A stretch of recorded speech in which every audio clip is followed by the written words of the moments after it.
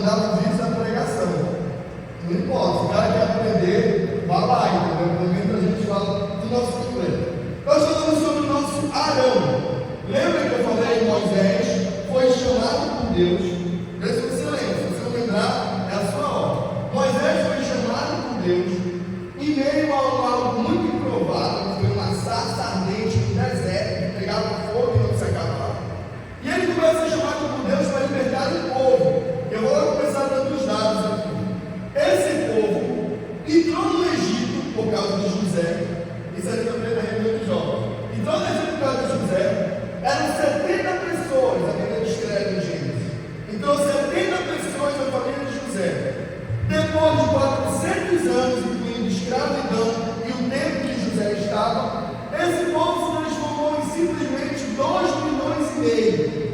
Um povo que cresceu demais, um povo abundante, um povo fértil. Esse era o povo, os filhos de Jacó ou filhos de Israel. E esse povo está escravo no Egito, no exílio, e pesava a escravidão sobre eles. Na verdade, muitos deles faziam o que nós chamamos de tijolos, Nós vamos ver que eles, o trabalho deles é fazer tijolos para as construções egípcias, em sua maioria. Eu não sei se você lembra, mas os tijolos dos egípcios parece que eles não têm muita noção, assim. É um negócio meio fora do comum. As construções das suas arquiteturas, as construções das suas pirâmides. E o povo de Israel era um desses escravos que faziam isso. E Deus chama Moisés e fala: Moisés, vamos libertar o povo. E Moisés começa, eu falei isso para você na última vez. Moisés começa a dar um bando de desculpas. Senhor, por que eu? Senhor, como é que os caras vão acreditar em mim? Senhor, quem sou eu no meio de tudo isso? E ele começa a se encher de desculpa. E Deus fala: tu vai, quem está te mandando sou eu, quem é o que está te ordenando sou eu. E ele começa a escrever todas as suas ordenanças. Só os irmãos ali, eu não vou falar assim, não está certo. E eles começam a aparecer dentro de Israel e todas as suas ordenanças, assim, vai lá, chega com o povo, diz que fui eu que fiz. Na verdade, Deus escreve algumas ações para que ele faça na frente do povo. Você deve lembrar do cajado, que vira serpente, de tudo aquilo que Deus manda ele fazer para que o povo acredite. Aí depois de Moisés dar todas as desculpas possíveis, ele vira e diz a seguinte frase. Moisés fala o seguinte: vai lá, Deus, eu não sei nem falar. E eu falei isso na última vez aqui. Moisés começa a colocar as suas dificuldades pessoais. É o que muitas das vezes nós fazemos. Moisés começa a falar: Senhor, eu não sei nem falar, eu não sei nem fazer isso. Como é que eu libertarei o povo? Ele usa a seguinte expressão: eu tenho palavra pesada, eu sou raro, Senhor. Tem tanta gente boa para fazer, por que eu? Aí nós falamos: então vamos resolver o problema. Aí a gente terminou aqui. Tem um cara chamado Arão, conheça meu irmão, e esse cara fala bem demais. Então é o seguinte: vai unir os dois, e os dois vão tomar de conta dessa libertação. E o que acontece é isso: Moisés encontrou seu Arão, e o propósito de Deus de libertar o povo é cumprido através da vida de dois. Deus chama Moisés, que se acha incompetente e insuficiente, mas só que ele coloca um outro irmão, os dois se completam e libertam o povo. Foi aí que nós paramos, amém?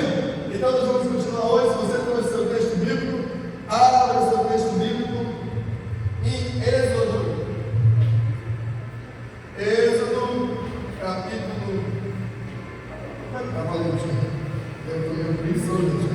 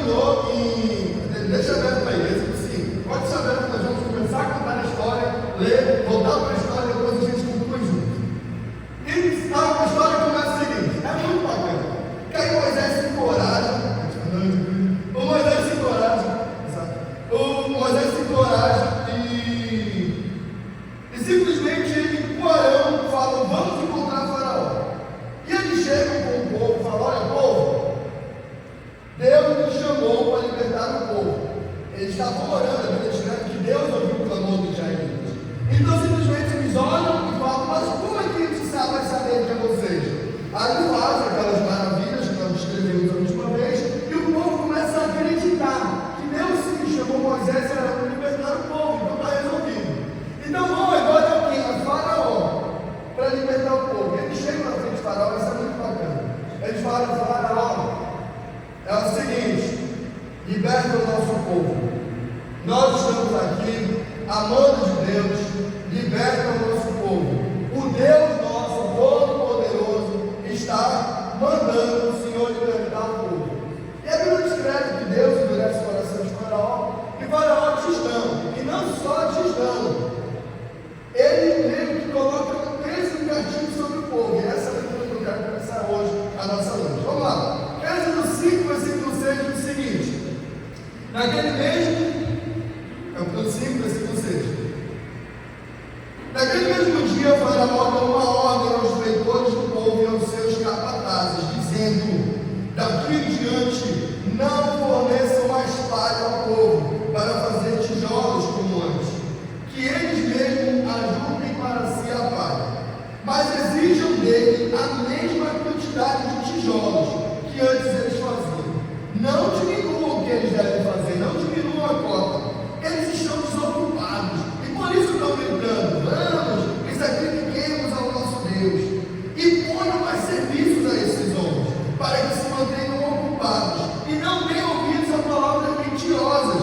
Então os feitores do povo e seus capatazes foram e falaram ao povo: assim diz Faraó ao povo de Israel: não fornecerei mais palha para vocês. Então o povo se espalhou por toda a terra do Egito para ajuntar restolhos em lugar de palha. Vamos lá.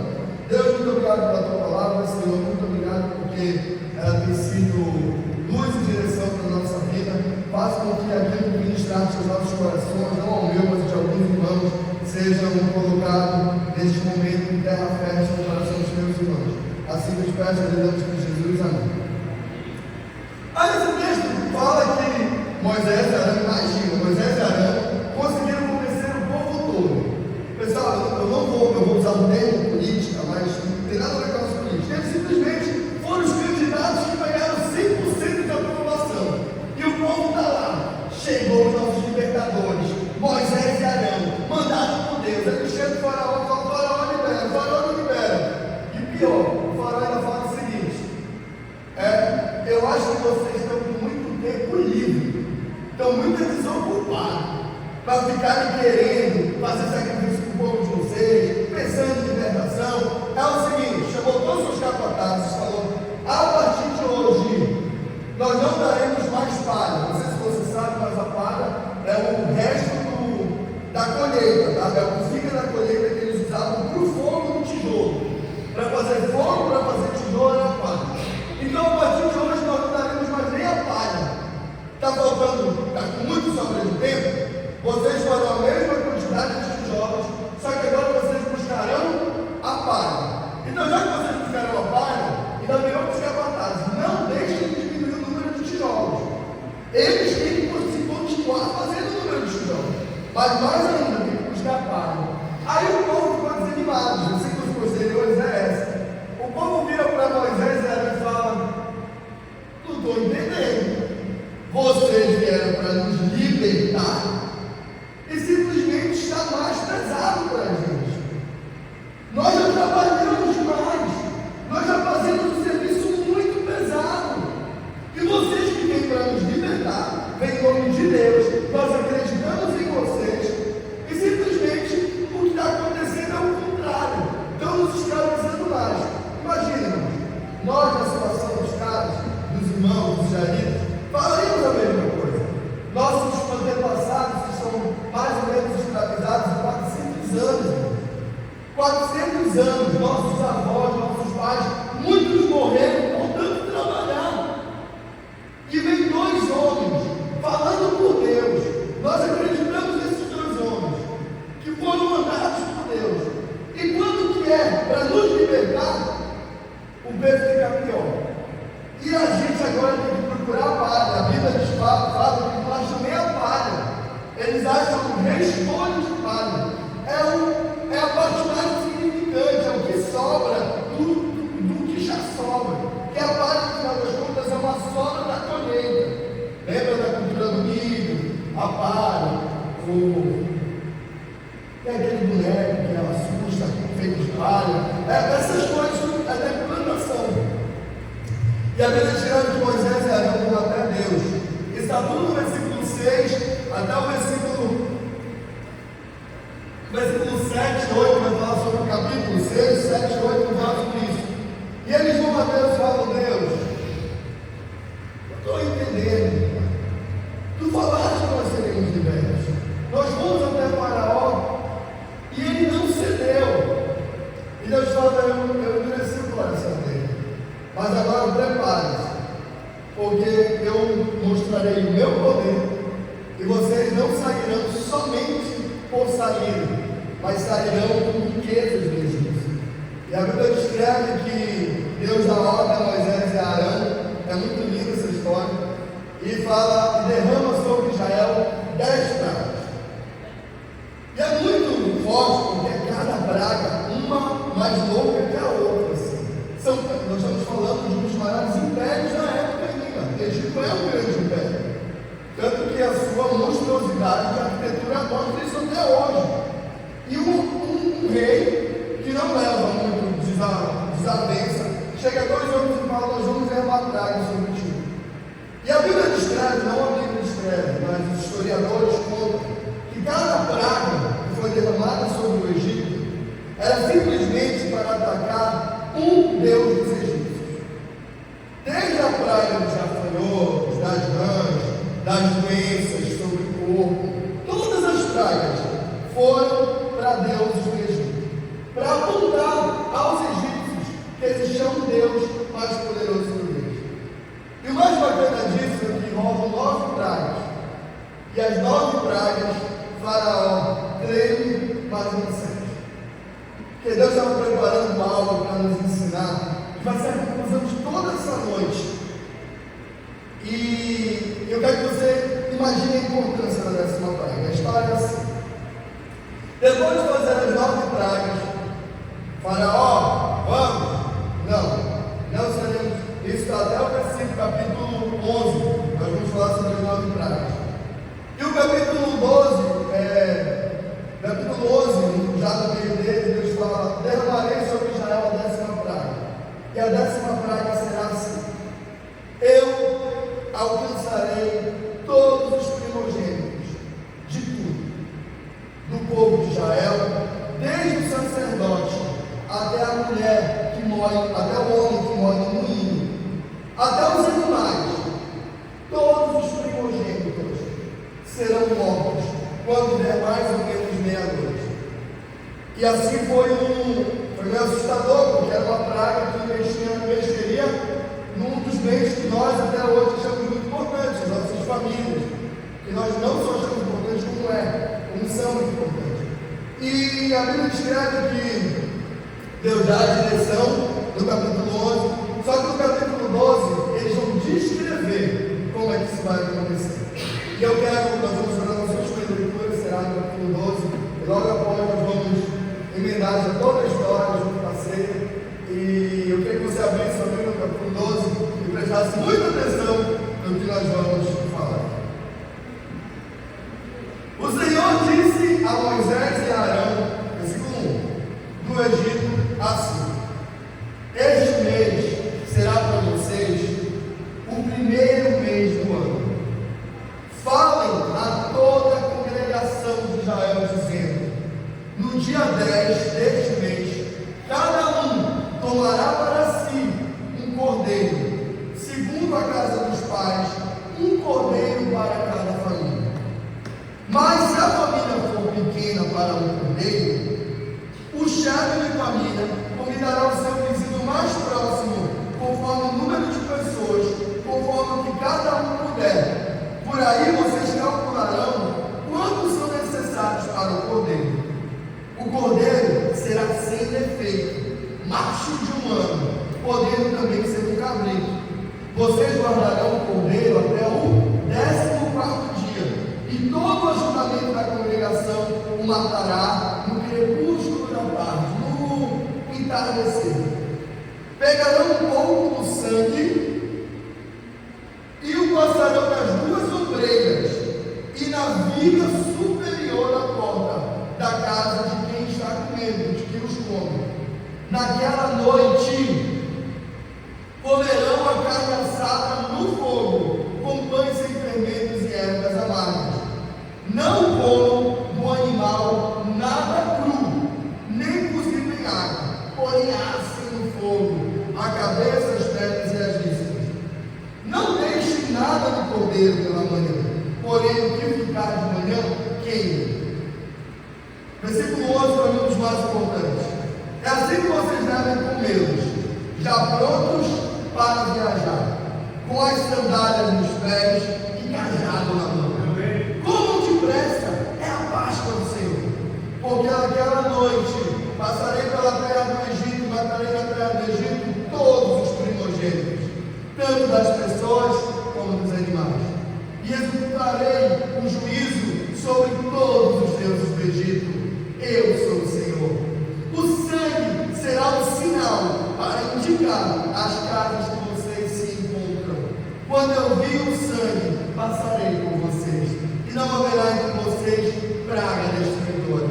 Quando eu ferir a terra do Egito, este dia será com a palavra memorial, e vocês o celebrarão como festa, de geração em geração, vocês celebrarão isto por um estatuto. Eu não sei se vocês entenderam lá do seguinte, que história foi, olha que formidável a história. Na décima praga, Deus fala o seguinte, já sabe o que vai acontecer, vamos nos organizar. Os caras estão presos há quantos anos, irmãos? Há 400 anos. E Deus está falando que amanhã eles estarão livres. Deus está falando que depois de 400 anos eles amanhecerão livres. O que você faria? Eu não vou falar o que você faria, eu vou falar o que a humanidade fez. A maioria da América do Norte, do Sul, toda a América, na verdade, junto com a África e com a Ásia, nós fomos colonizados, a maioria por escravidão. E você sabe disso. Para tirar uma raiva do português, que os caras ficaram ricos no nosso lugar. Fomos escravizados. E não existe em nenhum lugar alguém que tenha sido liberto sem ter guerra. Eu não sei se você lembra, mas no tempo de revoltas, até a princesa Isabel assinar decreto de libertação dos escravos no Brasil, foi muito. Nós passamos ainda muito tempo vivendo o período de escravidão. Não só a gente, até hoje, no Brasil ainda existe. E normalmente eles são conquistados a partir de luta, de briga. Os socialistas, os sociólogos que falam que tem que ter revolta, tem que ter progresso a partir de briga. Tem socialistas que costumam falar, os socialistas são físicos, que toda bagunça no final ela gera alguma coisa. Tanto que é o que coloca a teoria da evolução como uma verdade, que fala que a partir do caos se traz progresso. E assim que o mundo viveu. Todos os países que são livres hoje da escravidão brigaram por isso, tiveram ícones, caras que foram ícones da sociedade. Aqui a princesa Isabel, esse novo decreto, em outros países conheceram. Então imagina, os caras estão presos há 400 anos no Egito. 400 anos. E Deus fala, amanhã vocês estarão livres. O que nós esperaríamos? E diga, nós falaremos assim, somos 2,5 milhões de pessoas. Vai morrer alguns, mas quem faz força somos nós. E a gente são tudo fraco. Quem pega no pesado somos nós. A gente olha, vamos falar, eu dou conta de um 5. Eu acho que daria demais. Assim, eu dou conta de uns tantos. Então eu vou pegar a minha faca, vou pegar o que eu tenho de arma de guerra e nós vamos para a briga. Porque Deus falou que amanhã estamos livres. Foi isso que aconteceu? Foi isso que entraram. Os caras entraram em luta. Os caras usaram alguma das suas forças. A palavra conhece. Os caras usaram alguma das suas forças. Quem libertou o povo? Quem libertou o povo? O pior é que os egípcios falavam: vão embora, porque a gente não tem mais vocês. O Deus que te fala logo depois: vão embora, porque a gente está com medo de morrer. A gente não aguenta mais vocês aqui. Quem libertou o povo? Deus. Aí vem para mais além. E o que o povo estava fazendo? Enquanto Deus libertava o povo, o que o povo estava fazendo? Me digam, irmãos. O que o povo estava fazendo? Sentado à mesa da sua família, comendo e celebrando a vida, porque Deus falou: sentem numa mesa, peguem sua colher, o seu garfo, a sua faca. Se for muita comida, chame o vizinho, passem, fechem a porta e comam, porque eu estarei lidando com vocês enquanto vocês celebram a família.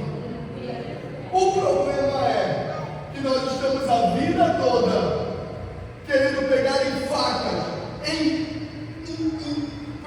produção, instrumentos de guerra, porque nós achamos que toda escravidão que está sobre nós, que está sobre o nosso estado, que está sobre o nosso bairro, quem vai livrar somos nós, somos as nossas forças. Mas Deus está falando desde o princípio, porque isso foi no princípio do povo de Israel. O povo não tinha nem terra. A partir daqui que eles começam a peregrinação para a terra que Deus prometeu. Desde o princípio Deus está falando: irmãos, meus filhos, entendam, o que eu vim para fazer foi família. As guerras, as lutas, foi eu que travo. E eu quero que vocês celebrem aquilo que eu tenho para vocês, que vai ser significado lá na frente.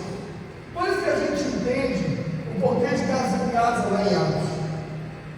Porque quando os irmãos se reúnem, eu falei isso, me perdoe se você não concorda, irmãos, podemos começar depois do culto. Eu falei isso semana passada em Macapá. Porque muitas das vezes nós estamos pensando que nós vamos libertar o nosso bairro, evangelizar o nosso bairro, usando as nossas forças e os nossos artifícios. Porque libertar o bairro é mostrar Jesus para eles. Jesus é o que liberta. E nós não estamos aplicando nossas forças, continuamos aplicando tudo que nós temos de guerra. Mas só que a igreja de Atos cresce com eles de casa em casa, lendo Bíblia, orando primeiro. Lendo Bíblia, orando primeiro. E a Bíblia descreve que eles caem na graça do povo. Não é eles que se mostram. Falei isso no Diego de manhã. Aquilo que nós mostramos, muitas das vezes, não é aquilo que nós somos, mas aquilo que as pessoas enxergam normalmente com a nossa essência. Porque aquilo que enxergam é aquilo que nós estamos extraindo primeiro do mistério. E o irmão vai falar: é um mistério. Mas na frente, a gente encontra. Mas quando nós estamos sendo quem nós somos, as pessoas veem. E por isso que aconteceu na igreja de Atos. Eles estavam sendo uma família, as pessoas passavam e olhavam. Que graça aquelas pessoas. E Deus ia mandando. A Bíblia não escreve que eles iam buscando. A Bíblia descreve que Deus ia acrescentando a igreja primitiva que precisava ser salva. Porque nós continuamos achando que é o nosso esforço. E o meu convite esta noite é que nós fomos escravos de muitas coisas nessa vida. E muitos de nós, todos nós, fomos escravos do pecado. E temos irmãos aqui que pregam, que insistem em falar isso, mas parece que nós não aprendemos. Não foi a sua força que lhe libertou da escravidão. Foi um Deus que é todo poderoso para fazer isso. E este mesmo Deus, que é todo poderoso para fazer isso, Ele pode libertar o nosso bairro da escravidão muitas das vezes. Sabe por que o nosso bairro é tão violento? Porque vamos ser libertos. E sabe o que nós precisamos fazer? Celebrar esta família. Porque as pessoas precisam ver em nós uma família que eles precisam. As pessoas precisam olhar na porta, entrar aqui e falar: meu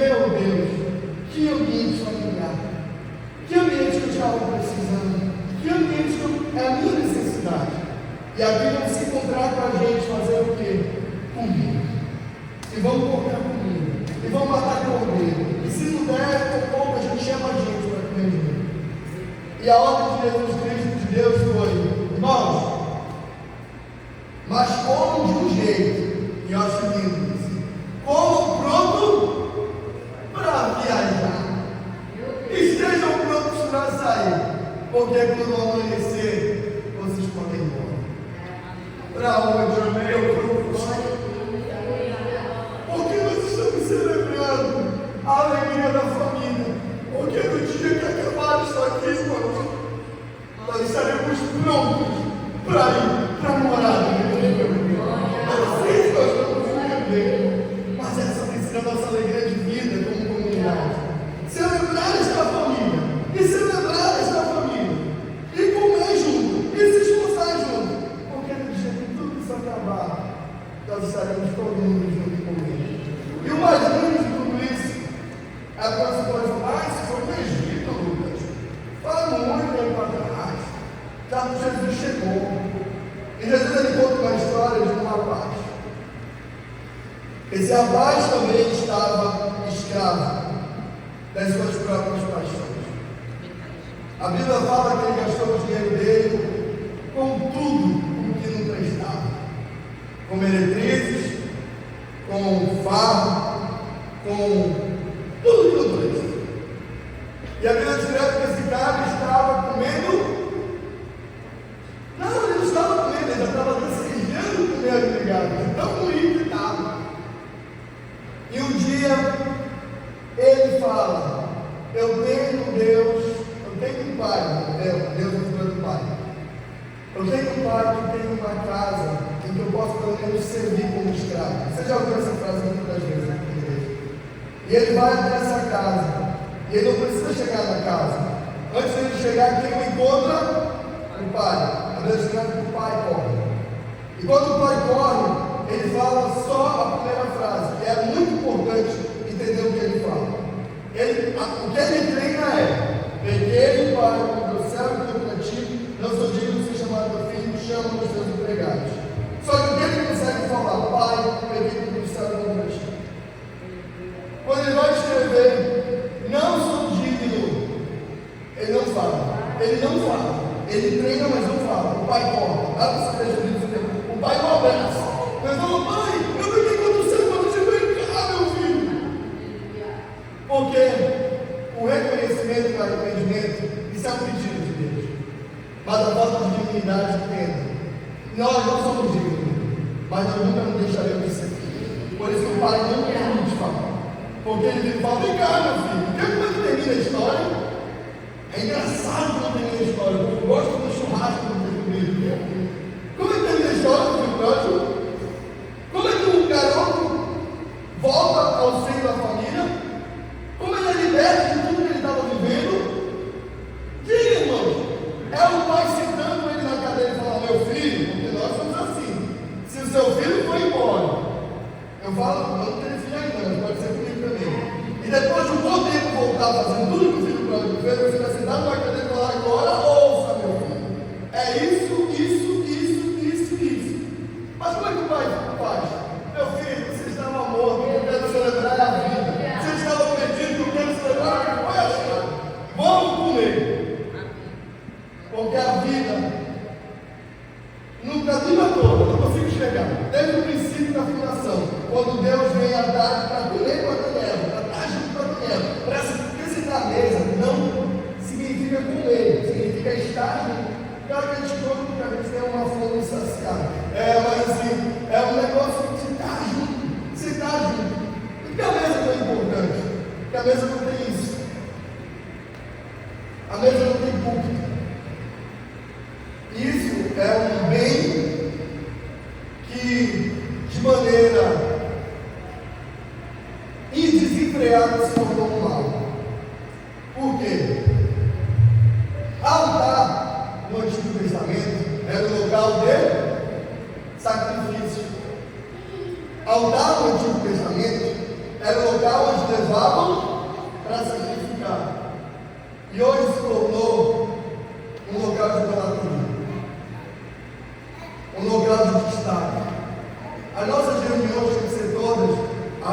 mesa, ao redor de si.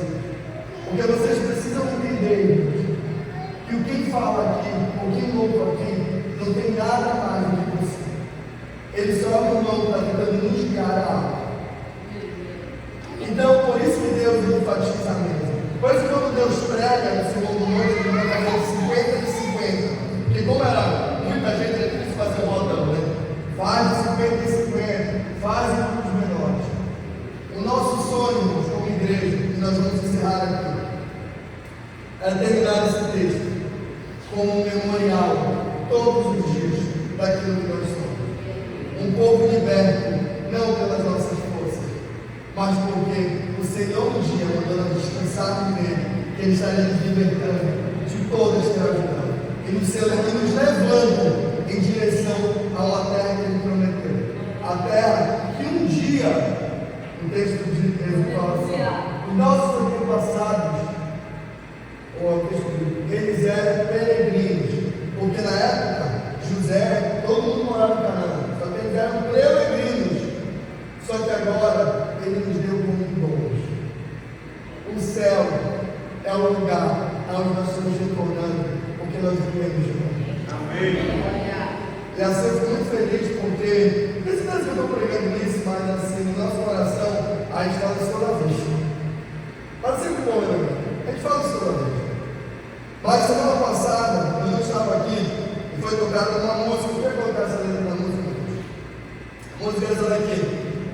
Normalmente, na hora confundiram a letra, já soube de tudo, que o irmão esqueceu que confundiu com a Nadine Barros, não tinha nada a ver. Vocês congelaram, vocês têm um cara mesmo, não está congelado, não congela. Passa. É só para lembrar que esse Drops aqui que está pensando assim, não, tá? A mesma banda, os caras estão inspirados nesse último momento. A Bíblia diz aqui, ó, Cristo, manso e humilde, o que foi que Ele fez? Eu não sei se você lembra, mas Cristo foi entregue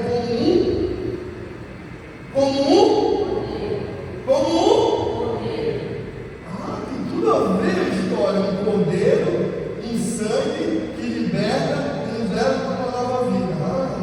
Cristo, manso e humilde, Ele se colocou-se, se assentou-se à mesa. O Filho de Deus, o próprio Deus encarnado, o Deus que pode vir simplesmente como uma autoridade deste mundo, você só chegar aqui, só ser adorado, ficar num trono. O que foi que Ele fez? Comeu junto. E não foi uma vez não, Ele comeu foi muito. Só o que a descrição dele comendo, publicano, o trambiqueiro, o muito. Ele bebe água até com uma mulher samaritana. Ele nem bebe água, na verdade, ele só conversando. Passa. E Ele partiu o pão. E Ele serviu o vinho. Nos deu plena comunhão. E o véu se rasgou. Fez um vivo caminho. E temos plena comunhão. Pode passar, depois eu vou continuar. Tudo que tenho é teu, Cristo. Tudo que sou é teu. Cristo, Filho, a mesma coisa. Minha casa, meu dinheiro, meu destino, pode ter, tudo é teu. Eu não sei se você entende, volta só esse refrão. Porque minha casa, meu dinheiro, meu destino, tudo inteiro. O que é que os israelitas tinham? Casa lá, tinha moradia, tinha o seu jeito de fazer suas compras e tinha o seu destino. Só que eles deixam tudo para viver o melhor destino que eles poderiam viver. A gente não está entendendo a direção de Deus para a nossa vida. E eu tenho tentado, assim, Carol, a gente tem conversado muito sobre isso. Eu amo a nossa comunidade, mas eu tenho tentado entender o que Deus quer de nós. Por isso que você me vem insistindo muita coisa. A gente está aqui, está ali, está lá. A gente quer entender. Deus, nós estamos aqui para fazer relações. Eu creio finalmente, irmãos, que nós somos uma igreja madura nisso. Eu creio que nós somos uma igreja madura nisso. Se você não se acha, eu creio por você. Eu uso minha fé por você, então. Eu creio que esse versículo, essa música, quem escolheu não fui eu. E fala tudo aquilo que nós vivemos. Porque um dia um irmão olhou uma música que nós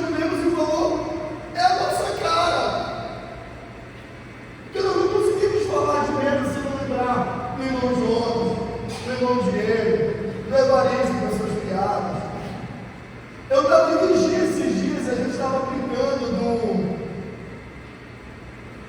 do Maravilha. Por quê? Porque nós nos livramos. Não tem como nós falarmos família se nós não nos livrarmos. E o texto volta para ele na ponte. Parece muito. E ele nos deu plena comunhão. Plena é uma palavra que fala, é o que não falta. Nós vivemos a plenitude, o completo. E assim é o que eu quero para nós, igreja. Porque sabe o que está faltando? Nós temos muito comunhão. Só que às vezes a nossa comunhão está muito ligada com o próximo. Ainda nós criticamos muito os outros. Às vezes a própria igreja, ou às vezes outras igrejas. E às vezes o povo entende, até porque eu vou nos cultos assim, que não tem nada com a minha cara, tem nada a ver, mas eu estou lá. É a festa essa semana ali. Por quê? Porque nós precisamos entender que nós somos um corpo, não só entre nós, mas nós temos uma família muito grande no mundo. E nós precisamos ser juntos uma plena comunhão, para nós desfrutarmos desta liberdade e este caminho a Canaã, como Deus nos prometeu. Nós vamos cantar esta música uma vez só. E logo depois nós vamos fazer a ceia. Nós vamos, antes de comer, nós vamos cantar esta música de novo. E quando nós cantarmos esta música de novo, meus irmãos, nós vamos fazer a mesma regra da ceia. Você vai procurando um do seu lado, do outro. Mas o que eu quero é que a gente entenda. Se para vocês isso não é uma verdade, eu quero de maneira, eu vou usar um termo que eu nunca uso, profético, de fé. Você como é se você estivesse o povo deixa de comer a ceia no dia de Páscoa. Fala, Senhor, se até hoje eu ainda sou escravo, amanhã eu acordarei um homem. Se até hoje eu ainda estou escravizado, amanhã eu estarei com um